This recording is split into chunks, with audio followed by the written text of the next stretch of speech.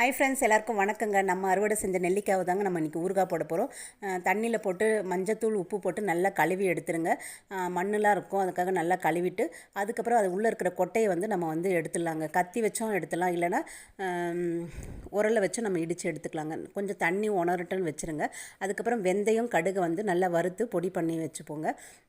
நல்லெண்ணெய் ஊற்றிக்கோங்க. நல்லெண்ணெய் ஊற்றி கடுகு கருவேப்பிலை போட்டு பொரியட்டுன்னு எடுத்து வச்சுருக்க நெல்லிக்காயும் போட்டு நல்லா வேக விடுங்க. எண்ணெயிலே நல்லா வேகணுங்க இது ஊறுகான்றதுனால. அதுக்கப்புறம் தேவையான அளவு உப்பு, கொஞ்சம் பெருங்காயமும் போட்டுக்கோங்க.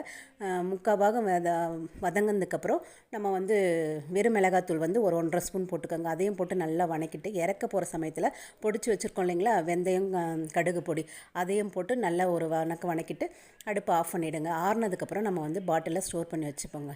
நல்லா இருக்குங்க ஊறுகாய். காரம் புளிப்பு சேர்ந்த சுவைங்க, நல்லாயிருக்கு. ஓகே ஃப்ரெண்ட்ஸ், பாருங்கள். பிடிச்சிருந்தால் லைக் பண்ணுங்கள். நீங்களும் செஞ்சு பாருங்கள். தேங்க்யூ.